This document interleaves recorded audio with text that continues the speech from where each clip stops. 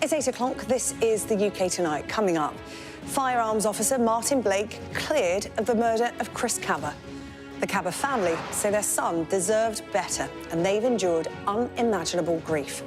But the head of the Met Police praised Sergeant Blake for his professionalism and dignity.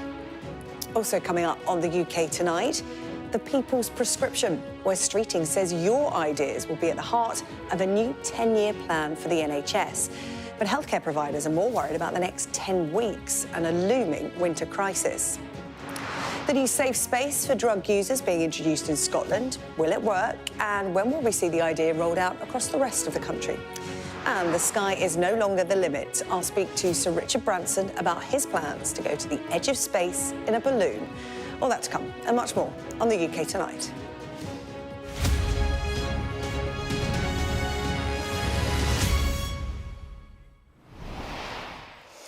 Good evening. The police firearms officer who shot dead Chris Kaba has been cleared of his murder.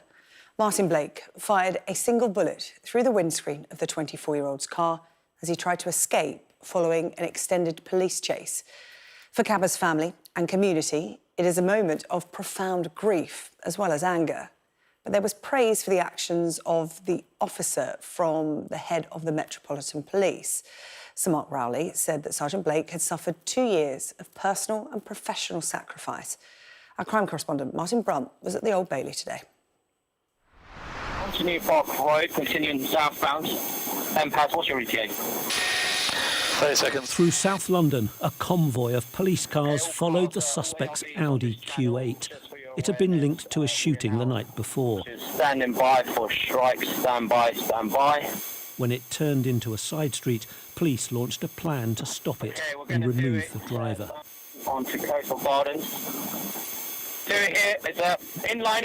Oh, police! Show me your hand! Boxed in, surrounded by armed police, the driver, Chris Kaba, 24, and a father-to-be. Show me your hands! He rammed the Audi forwards. Stop the car! Officers' body-worn cameras and dash-cam footage caught the speed, the noise and the drama of what was happening. Watch yourself. Police smashed 2 of the car's windows. Mind them, he's going to try and go. The Audi rammed backwards into a police car. As it stopped, an officer fired 1 shot.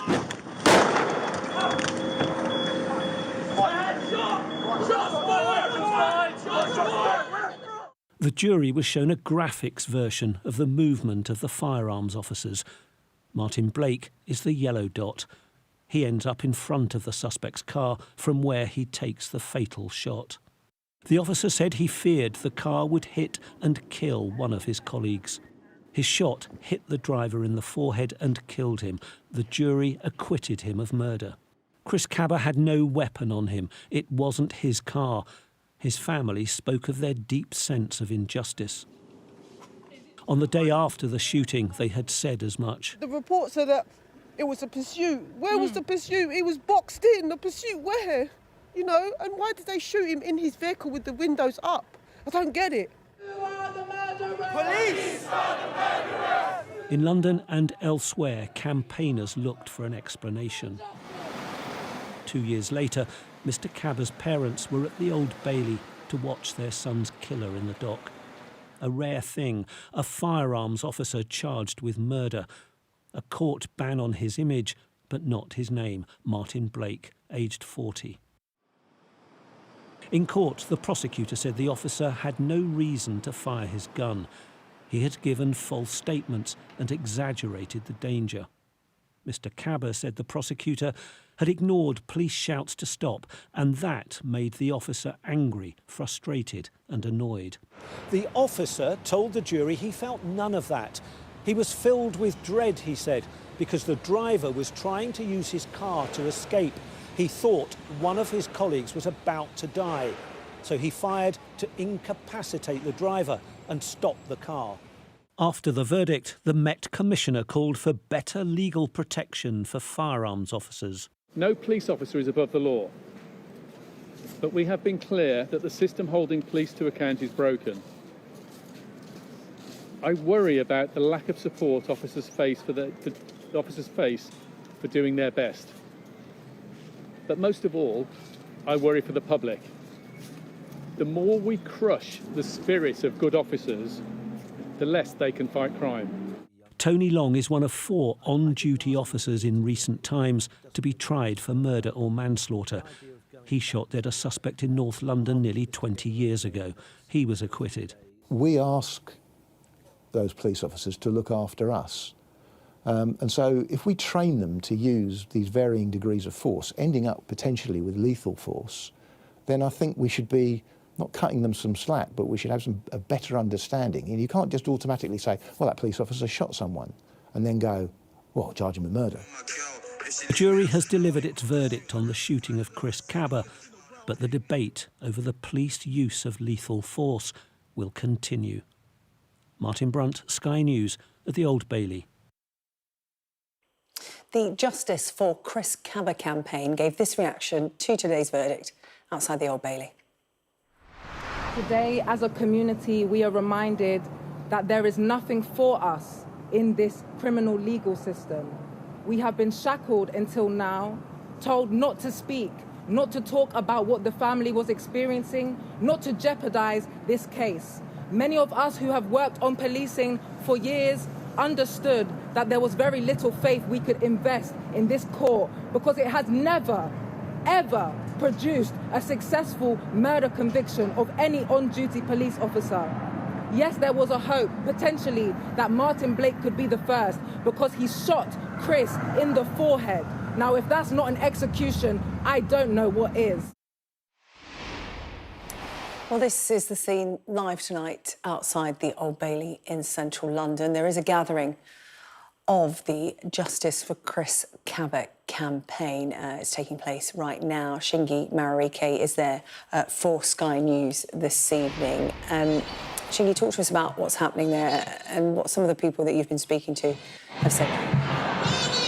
Well, after the verdict this afternoon, we now have the reaction, we have the anger, and that group of hundreds of people gathered behind me are chanting, say his name, Chris Kaba. They are chanting, no justice, no peace. And this reaction is why, over the course of the day, we've had the Met Commissioner, we've had the Home Secretary put out those statements, essentially walking a tightrope, trying to quell any community concerns. But despite those, this group at short notice have assembled outside of the Old Bailey, and I've been speaking to people who are concerned with the verdict, who are rejecting the verdict, telling us that this is part of a systemic trend, saying that this is part of the trend that goes back years in which the use of force against black men by the police is disproportionate. That is one of the unified messages coming out of that group behind me. And then there's also the sense that they will continue protesting. We have been told that there's a protest scheduled for the weekend in which Chris Kaba's family will deliver a letter to Downing Street. And just a sense of the people I'm talking to, here are some of their thoughts which we can listen to now.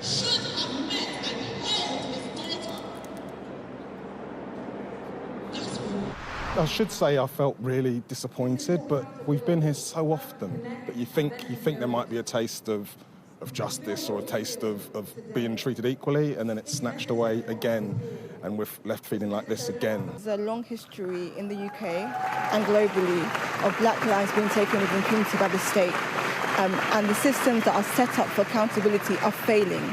They're failing woefully, and there's nothing being done. Until we see that, the verdict is overturned and the murderer is actually found guilty of his crimes, until justice is served to this family, and until the police state across the UK nationally is abolished, we will be here and we will be on the streets. So there we've heard some evocative, angry words from people gathered here. You can hear that anger in full voice behind me, those hundreds of people gathered. And yesterday we had a day of deliberations and we had a court case that delivered a verdict. But I think the overall sentiment is that these people feel that they can't trust in the system that delivered the verdict. They can't trust in a day of deliberation because they feel that this is part of a trend that goes back years, and they will continue to take to the streets after tonight as well. Shingi, thank you. Shingi Marike outside the Old Bailey there for us tonight. Thank you.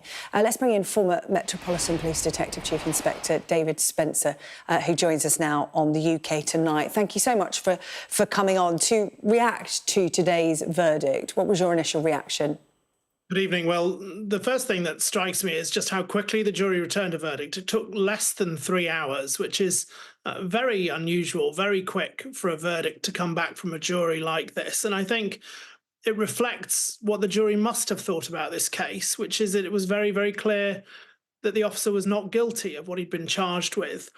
And I have to say, the conclusion I reached, particularly having seen some of the footage and some of the evidence that was presented in court over the last 3 weeks, but this was a trial that should never have been brought.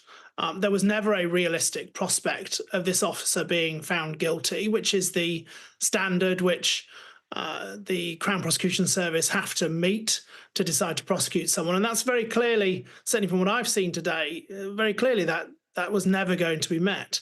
And certainly when we had at Policy Exchange, which I work at now, we had the Commissioner with us about a year ago talking about police officers being prosecuted. And he made clear that certainly in his view, that the police were being unfairly treated by the Independent Office for Police Conduct and the Crown Prosecution Service in these sorts of cases.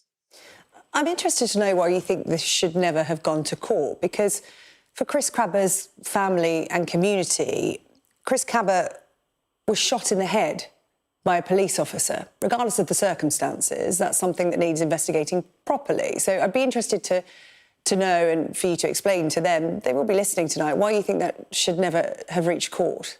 Well, you're quite right. Of course it should be investigated properly, and these cases are investigated in minute detail, in fact. But the threshold for any case to be prosecuted in court is whether there is a realistic prospect of a conviction, and certainly based upon the material which you've shown on Sky News this evening, and the jury, it would seem, agreed, having listened through 3 weeks of evidence, is that threshold was not met. And in fact, based on what we've seen today, I think it's very unlikely was ever going to be met. The reality is there's a difference between, what you can present on television and, the full evidence provided to the CPS for them to decide to take it to court, because I just think it's important to remember tonight, yes, there are two sides involved in this. A police officer who's endured this for 2 years, who has been cleared today, but also the family and the community of a man who, as I said, was shot by a police officer. So, there is a reason why that went to court. I just want to talk to you about, what Chris Kaba's family had to say, and those representing them today. They have basically said that as a community, they feel silenced and marginalised. They had a sense of, when this went to court, there was some faint hope there, but they pretty much always expected this kind of verdict. What are you thinking about, how the community will be feeling tonight about this verdict? Let me say I'm hugely sympathetic to the family of Chris Kaba. I can only imagine the level of grief that they must be feeling. The reality is that police officers are sometimes called upon and have to use force, and they are held to account for it. And there is huge amounts of legislation which exist to judge the decisions of police officers that they make in a split-second decision. The reality is that the jury have said in this case, and based on what I have seen, I would agree with them, but you're right, of course, the jury sat through 3 weeks of evidence here, is that this officer was not guilty of murder, and that certainly seems to have been, from what I've seen, very clearly the case. And it's difficult to understand why this case was brought, given some of the evidence that we've seen, that the threshold was never going to be met. And the real problem here as well is the policy framework which officers are operating around, is that a lot of officers now simply do not have confidence in the system, that if they take action which needs to be taken to protect the public, that they will be backed up and looked after by the system that's supposed to look after them as well. On that note, what next for the officer involved? Because, well, we haven't seen a picture of him released publicly. His name was put into the public domain, and, it's been pointed out that he's been through this for 2 years. He's been cleared today, but what next for him? it will be hugely challenging. I think what I can say with confidence is that he will have the support of his colleagues. And by the sound of it, the Metropolitan Police Service, the Commissioner said that the officer in question has acted with considerable dignity over the last 2 years. So although it won't be clear exactly what happens with the officer next and where he goes and what his future holds, I know that he will be getting a considerable amount of support from his colleagues and by the sound of it, from the very top of the Met as well. Yeah, life will never be the same for anyone involved in this. And just looking at the reaction from Chris Kaba's family tonight, they have got a verdict, but they are still looking for justice. You know, at that assembly we're looking at live in central London tonight, outside the Old Bailey, they're saying no justice, no peace. What next for Chris Kaba's family? There is no doubt this is a hugely tragic case. They will have this grief with them for no doubt the rest of their lives, and I'm hugely sympathetic to that. The criminal justice system has now given its verdict, and of course there will be questions about how the policy framework works, and there'll be questions about how the Met continues to try and build the confidence of people who it serves in London. And of course, those questions are still to be answered. David Spencer, Head of Crime and Justice at the Policy Exchange and former Detective Chief Inspector at the Metropolitan Police. Really appreciate your time this evening. Thank you very much. Well, the story of Chris Kaba and the police officer cleared of his murder sure to feature heavily in tomorrow's newspapers. We have our extended press preview from 10:30 this evening with tonight's news and tomorrow's headlines. Joining us tonight, the political editors of The Sun and The Guardian, Harry Cole and Pippa Crerar. Still to come on the programme, your NHS needs you. The government's plea to the public to help with a 10-year plan to fix the health service. Also coming up, we have a special report for you from Europe's drug death capital. We're going to be in Glasgow to see if new safe spaces can help tackle the epidemic. And I'm going to speak to Sir Richard Branson a little bit later on about his plans to go to the edge of space in a balloon.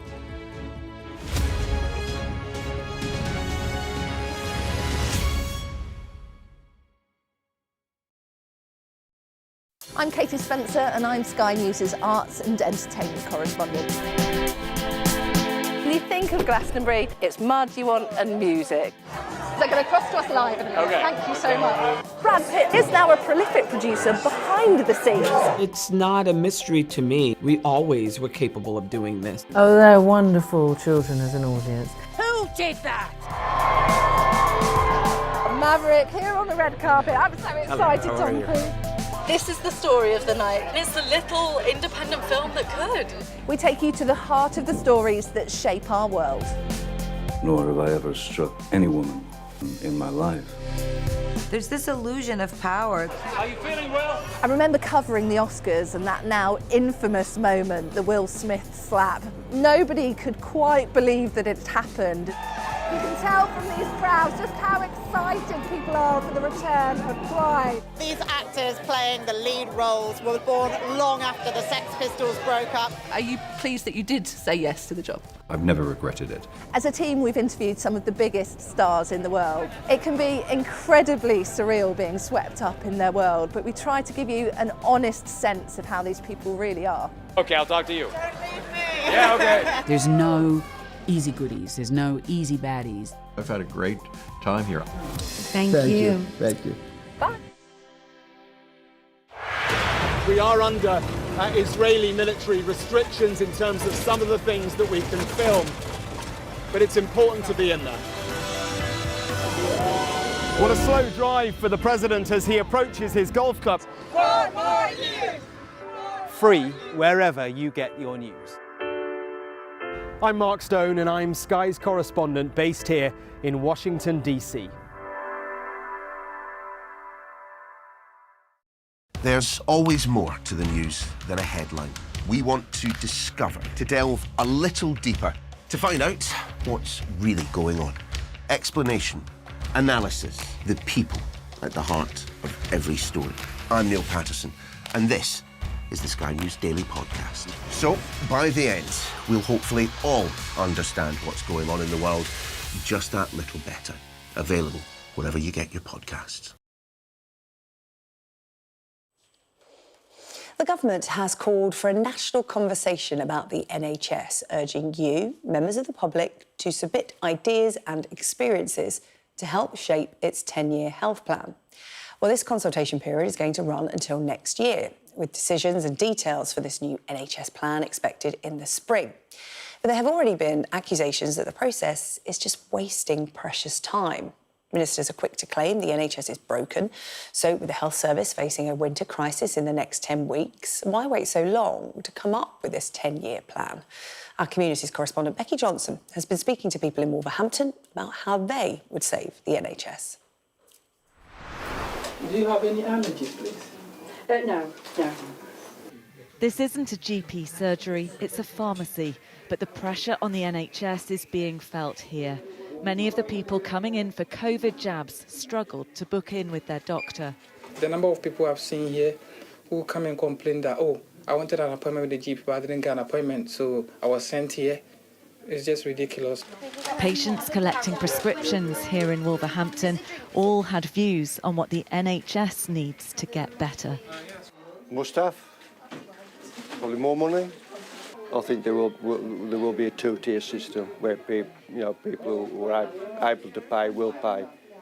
More stricter management, not for doctors, but for the whole everything else that involves. A lot need more staff. Then it's the wages that come with it. People are not happy with the wages, with the work they have to do. Wolverhampton is one of the places where improving healthcare is critical. Almost a third of working-age adults aren't working. Robert's been signed off sick for 2 years. He has epilepsy and it's affecting his mental health. You can understand why it's frustration because they just haven't got the staff. Would you pay for appointments if that would get you in quicker? If it got me in quicker then and I had the money there and I was working, yeah, 100%. Across the city, we found stories of frustration. I've just had a hernia operation. I've waited 8 years. If you could tell the government to do one thing to make it better, what would it be? More money invested in it. Sylvia waited 9 hours in A&E last week when she cut her leg. I phoned my doctors up this morning. They couldn't get me in to have the dressing changed for a fortnight. But at this urgent walk-in centre, she got it done within an hour. I think it needs to be go for all. The government says feedback from patients and staff will help shape the NHS of the future. Busy mum Sanjana says being able to book appointments online would make her life easier. On the calls, it's too much waiting time. There's so much queues. All agree reform is key to get the NHS back on its feet for the next generation. Becky Johnson, Sky News, Wolverhampton.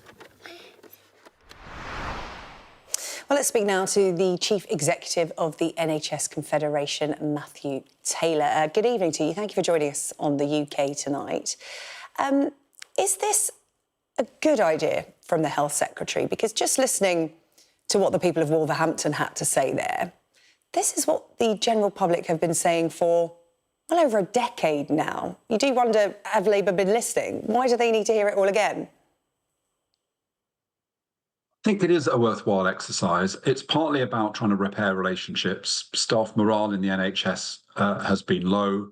The public, as your film vividly illustrated, have lost faith in large part in the NHS. The levels of trust are lower than they've ever been before. People still support the principle of the NHS, but they are worried particularly about access. It's also important because I think ultimately politicians will have to make hard choices and really engaging the public properly. And it's not so much about a consultation exercise, it's about things like deliberative processes where the public really get to spend time understanding the challenges the health service has. That can help politicians make difficult choices. And finally, because some of this is about us, it is about the health service, but it's also about how we use the health service, how we manage our own health. So it's also an opportunity to say that the future of the health service isn't just about the NHS, it's about the country as a whole. So it's important for people to get involved, to voice what they want in terms of there are so many areas of the NHS, so many of them are struggling. There are so many pressures, there are so many wants and needs. Is this almost an exercise of whoever shouts loudest? The more people that get in touch about one area of the health service, the government will go, do you know what, actually, there's been overwhelming response to dentistry, minor operation wait times. That's where they'll put their focus. Do Do you think that's what they're trying to do here? That happened, the whole process would be a failure. It's not about who shouts loudest. It's about understanding why the health service has got the issues that it's got. And, again, it was illustrated by your film. Most of the people you spoke to were older people. We have an aging population. You spoke to somebody who has epilepsy, but also mental health challenges, also out of work. And a lot of the demand that comes to the health service now, I think when we think about the health service, don't we? We tend to have a model of people who are well, but they've got something wrong with a bit of their body. That's not really what drives demand in the health service.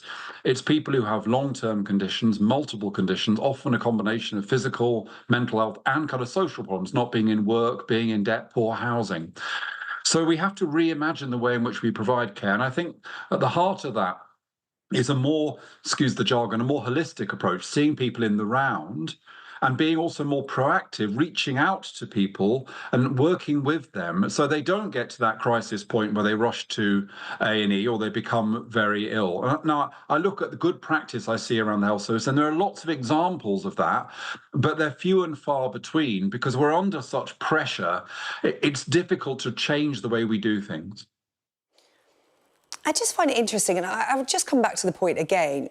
Labour have been in opposition for a long time. They came into government and said they had a plan to fix the NHS. This is something they've been considering in opposition for, over 14 years. So a lot of people will say this is another delaying exercise. We're going into winter, and yet again, we're talking about a winter crisis, the NHS reaching breaking point. A lot of people will just see this as a delaying tactic, a bit of lip service. All the information about what's wrong with the NHS and what needs to be done is already out there. I feel like I discuss it on this programme with patients, with healthcare professionals, with those in the know, pretty much every week. Well, there's 2 or 3 points that you're making there, and they're all valid. But so let's start with the winter one. Yes, absolutely. We have a really severe challenges in the health service now. I'm very worried about going into winter. And even at this late stage, I hope the government might help with the issue of flow, which is how we get people, through out of accident emergency, out of the back of hospitals who are ready to leave. So there are some really pressing issues that the government has got to attend to. There's no question about that. And I think, broadly, there's a consensus about the direction we need to go in. Wes Streeton talks about these 3 shifts, doesn't he? From analog to digital, tech and digital and all of that. From treatment to prevention. How do we get better at preventing illness in the first place? Because the big issue we've got, actually, is people getting sicker earlier in life and being sick for longer. And then moving investment, because at the moment we overwhelmingly invest in hospitals, the acute sector. That's the most expensive, least productive place to treat people. We need to invest more in primary and community. Now, there's a consensus about that. The challenge is this: how do you do it? And also, how do you do it when you haven't got much money? And one of the reasons this review will not be published till May is it has to take place alongside a comprehensive spending review, because although Wes Streeting and Keir Starmer say there'll be no money without reform, the flip side of that is if there is reform, there will be money to invest in it. And of course, we don't know now how much money there will be. OK, I feel like you've almost proven my point there, Matthew. You've got all the information there. You've said what needs to be done. And I have heard that before, not just from you, but from other people as well. And then the question you end with there is, how will you do all this? Well, why is that being put to the public to come to Wes Streeting with answers? He should be the one, armed with all that information already, giving the public the answers. Let's look at a couple of these issues, in concrete terms. So, I go around the country, and actually, indeed, into Wolverhampton, where they've got some really good care coordination work, and I see things which, if you look at them, they look as though they ought to be reducing demand. They ought to be leading to fewer people going to A&E. But actually, when you go to the hospitals, there is no reduction in demand. So one of the challenges is, how do we invest more in primary and community in a way that actually does reduce the demand, which then appears in hospitals, which leads you then to be able to liberate money and to accelerate that process? Nobody really knows the answer to that. Or to take another kind of almost more human problem, which is, a lot of people die in hospital. A lot of people die in hospital with dementia. It's not the right place for people to be ending their lives. So how do we need to work with the health service to be better at planning the end of our lives? And so the health service gives us the way we want to die, which is at home, which is also cheaper. That's, money is not the consideration here. But when people are in hospital, they're having the most expensive and the least dignified way of dying. So These are not easy questions, and it's important that the public is part of those conversations. Yep, and you're straying into social care there. We need to talk about that as much as healthcare. It'll be interesting to see in this consultation how much that is put to the Health Secretary, because that's a really good point that perhaps is lost in all of this. You know, social care really needs to be talked about as much as what goes on within the National Health Service. Matthew Taylor, always interesting to talk to you. Thank you so much for coming on tonight. Matthew Taylor there, Chief Exec of the NHS Confederation. Good to have you with us this evening. Thank you. Still to come on the programme, we're going to have a special report from Europe's drugs death capital and the new plan to tackle the epidemic.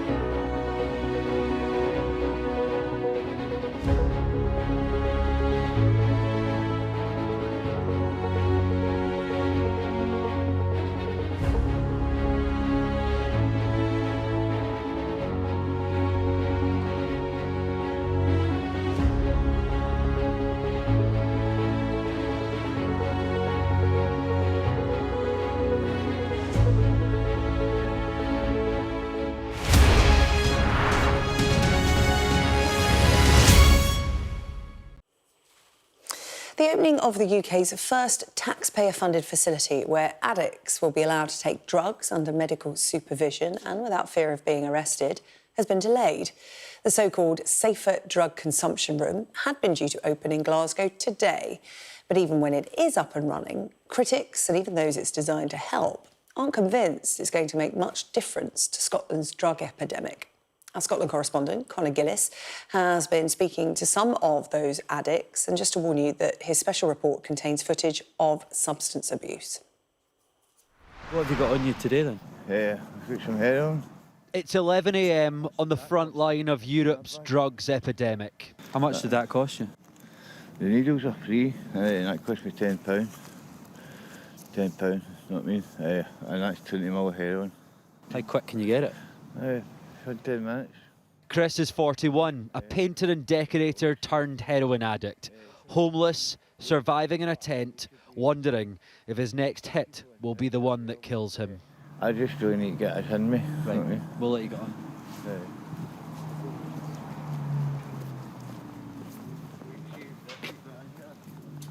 Overwhelmed by his cravings, Chris is lured to this dark, damp, dangerous corner. It's really disgusting having to do this, you know what I mean?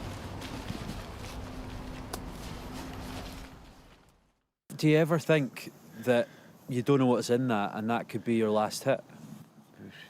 To be honest, mate, that'd be a blessing. To the way my life is, you know. Dying seems like a better life.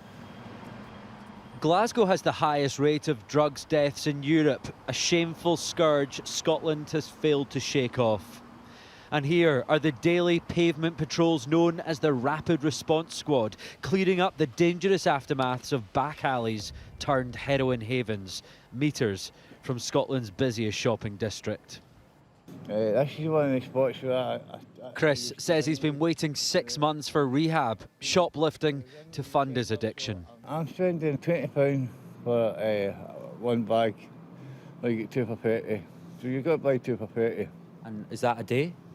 Right, that's per hit. So you're having like 5 hits a day, which is costing £150. Could this be part of the solution? The so-called safe consumption unit preparing to open a mile down the road. This will be the UK's first dedicated place where addicts will be able to take their illegal substances under medical supervision without the fear of arrest by police. The idea is to drive everything off the streets and indoors. It's a pilot that's been years in the making. Do you think the safe drug room will make a difference? I think if you're in that area, yes, but do people actually think it's a trap? I don't think they're that level of trust. So basically, I was attacked, drugged and raped and dumped in a derelict car park. So that's a skin graft.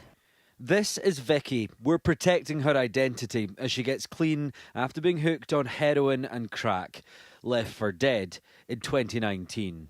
I had been dumped and thrown out of a moving car, and I kind of rolled over onto my arm and cut off the circulation. So they had to cut away all the dead stuff, the muscle and all that. She believes she was set up to fail and welcomes any help on offer here in Glasgow. I was born into drugs. My mum and dad were drug addicts all their life. I was kind of born rattling, eh? My mum actually gave me my first crack pipe at 14. For the consumption rooms, I agree with it, but I don't know if a lot of people are going to use it. 58-year-old Ricky has depended on drugs his whole life. He knows all too well how difficult the war on drugs is. Well, most of the people I grew up with are dead and have died with drugs. I hope it does make a difference because it will save people's lives. You know what I mean? Because if there are people out there injecting and they overdose, right, and they're there themselves, there's nobody there to help them. This is a city clamouring for solutions in an emergency where the daily drumbeat of deaths continues to ravage those who are always at the edge of society. Conor Gillis, Sky News, Glasgow. Well, let's speak now to the Chief Executive of drug treatment charity Kaleidoscope, Martin Blakeborough. Martin, thank you so much for joining us on the UK tonight. Some desperate situations there, detailed in Conor Gillis' report. How are safe spaces going to make a difference to those people's lives? I think they are really important because we always hear this with drugs. You've got stronger and stronger drugs. But believe me, with this addition of nitrazines, which are pharmaceutical grade heroin, but very, very powerful. It's a bit like fentanyl, but even more powerful if listeners have heard of that. It's extremely dangerous to take drugs now. So drug deaths, sadly, will increase unless we change the way that we provide services. And one way of providing a service is through a drug consumption room. I think the problem that you might have is the expense. I mean, my idea of drug consumption room is any needle syringe that is treating particularly homeless populations should provide a safe space for people to go. What we don't want is to see super centres where you're going to basically attract quite large groups of people and they're very, very expensive. So you've got to make sure the costs are reasonable in order to make sure that you can also provide the other elements of treatment, which are so important. For example, substitute therapies like Buvidal or methadone. We need to make sure there is more rehabs, more detoxes for people. So we need to make sure the community services are there to wrap around people. And above all, we need to make sure that services are attractive. Too many times I'm seeing, including our own services, we're not engaging everybody. When there is a significant section of the community who do not trust us to provide the services that actually they need to keep themselves alive. Yeah, Martin, with that in mind, every situation is different. Yeah. Who decides who's in and who's out of these safe spaces, to put it in blunt terms? Well, it does depend on the service, but obviously, if you have a lot of money and you have a lot of spaces, then you won't deny hardly anyone unless they cause harm to other people or harm to the staff in terms of physical violence, which is very, very unusual, I have to say, or that they're involved in drug dealing in or immediately around that vicinity. That would be points where you can't really provide services. But what we've got to try and do, the problem with the recovery agenda is it was helping people who were making their minds up to change.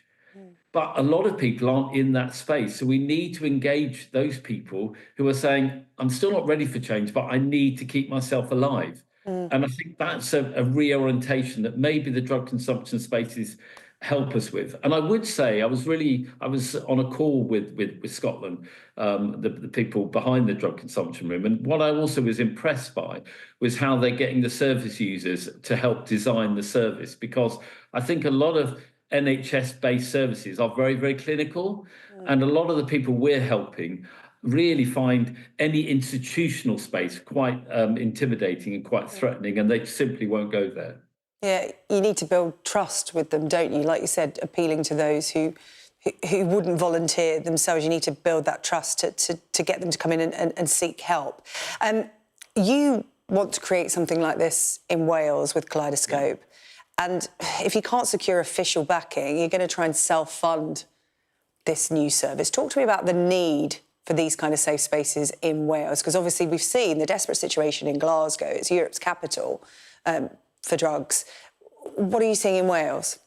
I mean, in Wales, we are a bit more liberal, I guess is the right word. So we do provide drug testing, which no one else in the UK does to the extent that we do in Wales. We also provide a greater range of treatment. So our death figures are not as high as in Scotland because of that. But what we are finding, and I went to a local school recently in Cardiff.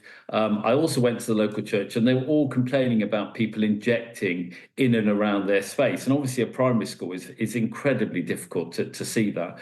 And we feel instead of giving people needle syringes to inject who are homeless, so they're going to inject outside of community spaces, all we're asking for is permission to allow those people to inject in our premises, so we can keep them not being a menace to the community, but we can also keep them safe. So to me, it makes no sense giving someone who is homeless a needle and a syringe, knowing the only place they can inject is a street, or like you saw in the video, in a derelict piece of land. It's not good for them, and it's certainly not good for the community. So for me, I'm very passionate about trying to keep the community, but also the people who use drugs, as safe as possible. Martin Blakeborough, CEO of Kaleidoscope, drug treatment charity based in Wales. Really good to get your perspective this evening. Thank you so much. Thank you. Still to come on the UK Tonight, I'm going to speak to Sir Richard Branson about his new plans to head to the edge of space in a balloon.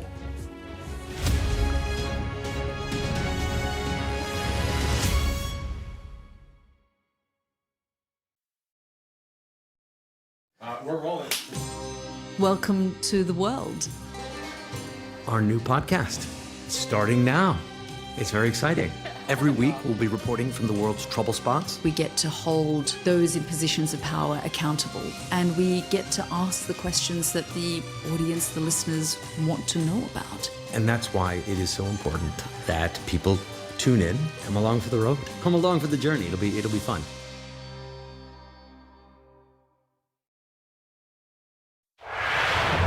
Big stories don't always come from big cities. I'm Lisa Dowd and I'm Sky's Midlands correspondent. You are not getting in this elevator, okay? The judge made it very clear that she could see no justifiable reason why Sakulas wasn't here facing British justice. I promised I would get him justice. Free, wherever you get your news. This is what they're up against. The wind is the really big problem. It is back-breaking work and the smoke is thick. It's been working well. Water levels are dropping, but no one knows what impact further rain will have. What would you do if this place wasn't open?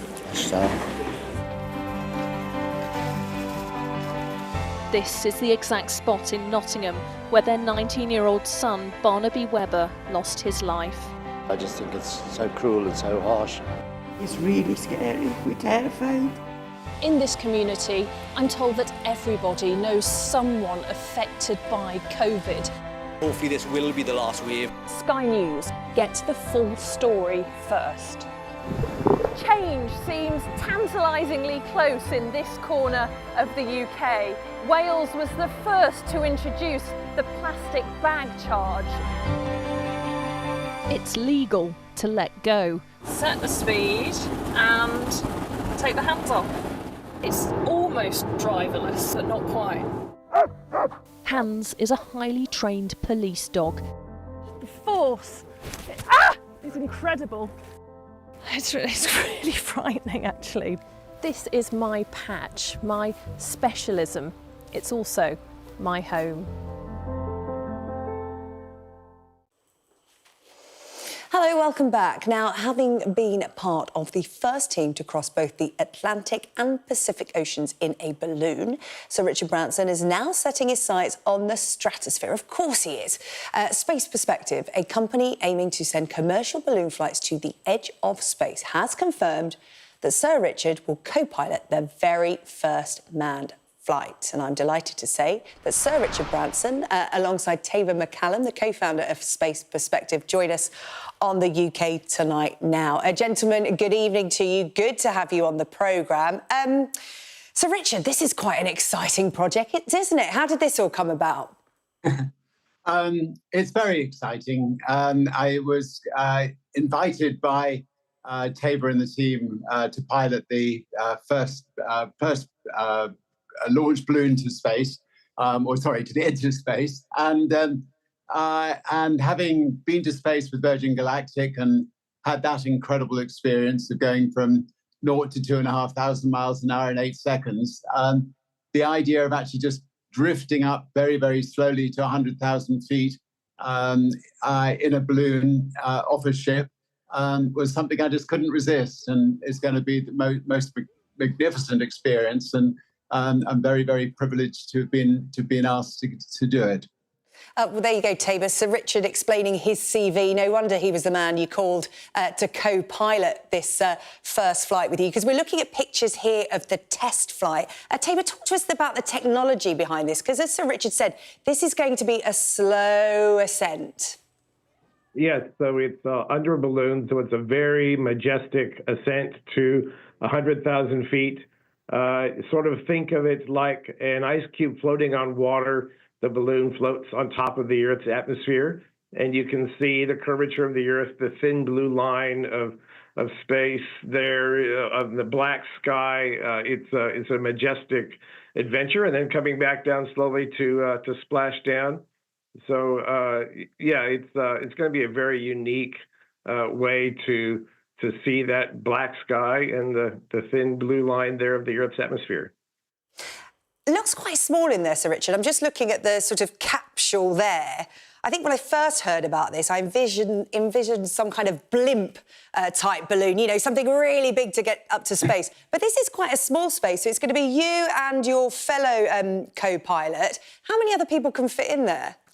So the capsule is actually about 3 times bigger than any capsule ever to be built. So you can actually get 8 people. I mean, we'll do the testing first of all, but once all the testing's done, you could get 8 people pretty comfortably in it with spectacular views out of big windows. So you know, it's certainly not like anyway, some of the adventures I've done in past years, it's going to be, when we crossed the Atlantic and the Pacific in a balloon, we were very, very cozy in a very, very small capsule.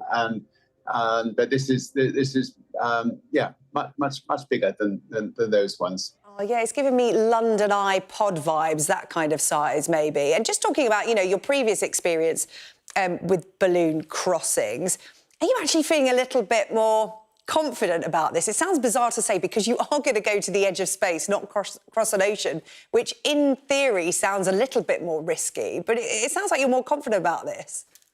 So the previous balloon trips I did, we were the test pilots. You couldn't sort of test the capsule or the balloon before you actually went up and just saw what happened.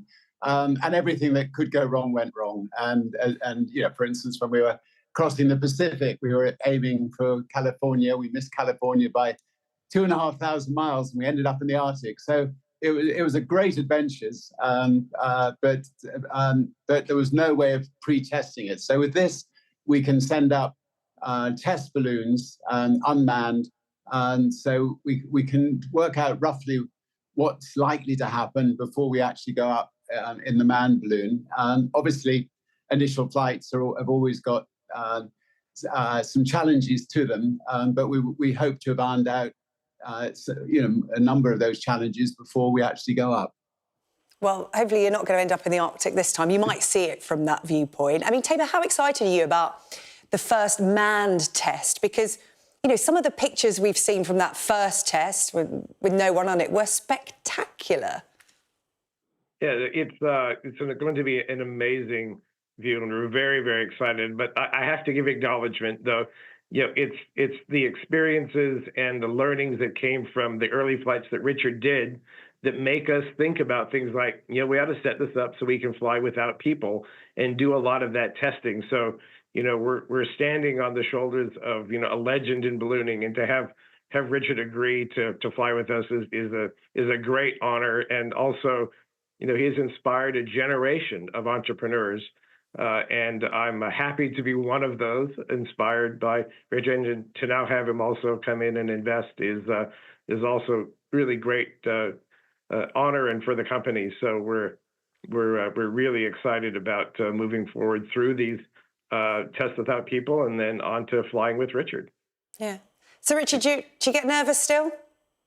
Oh, I think it would be very strange not to get nervous when things go wrong in balloons or boats or I mean you have to when things start going wrong, you just have to face it like you would as an entrepreneur, as an adventurer. You have to deal with it at the time, and but overcoming any fear is the magnificence of doing something that hasn't been done before. And I've been so privileged and fortunate in my life to have had these unbelievable challenges. And I know that there'll be many, many, many people who will be watching this program who'll think, oh, I wish I was doing that. And there'll be many others who'll think, he's mad, they're mad. But do you know what? I'm on the fence. It looks fun, but it also looks quite frightening. We'll get you up there one day. That'd be lovely. I'm not going to hold you to that. Tabor, just quickly, what's the time frame on this? Well, we're still continuing to do flights without people. We just completed one last month, and we're looking to get one done pretty soon. And then we'll see. We got to go through these safety tests and flights, and then we'll say. Well, we'll follow your progress with interest. And Sir Richard Brassard, just while we've got you on, I hope you'll indulge me in asking a question about Sir Alan Bates, a fellow Sir, who was lucky enough to come and stay with you on Necker Island. I know you invited him because you'd watched all that he'd done for Post Office Submasters. You invited him to the island, and you only went and married him. You officiated at his wedding. Talk to me about what that was like. It was delightful. I mean, the two of them together, waged that campaign, and they're a wonderful partnership, both in trying to help others, and obviously it was just wonderful to be there and to officiate their wedding. And so it was a magical day, and they're a magical couple, and they've made a lot of difference to a lot of people's lives. And corrected a wrong that was a sad, a very sad wrong in Great Britain. Yeah, and they continue to fight for those people. Well, listen, so Richard Branson and Tabor McCallum talking about space perspective, that stratospheric balloon flight. Good luck with it all. We look forward to following your progress. Thank you for joining us on the programme. Really appreciate it. Thanks so much. Very much. Thank you. And good luck.